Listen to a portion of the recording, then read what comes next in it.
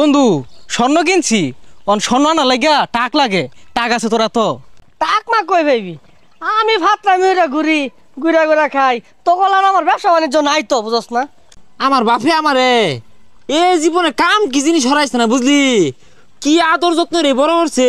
এই যে কথা কই না, এই কথা কইবার না হরে, কথা কইলে বাবা তোমার কষ্ট হইব, বিরাট যত্ন করে। কি রে তোরা মাটির মধ্যে বই রইছস?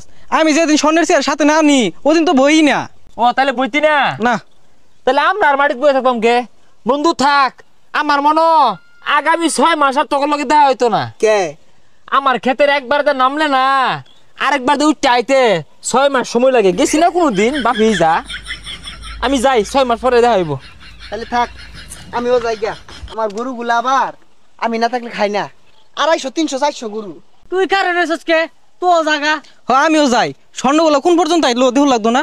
হ্যাঁ, তোরা ব্যবসা করগা, আমার দিন গেলে এবেই যাইব।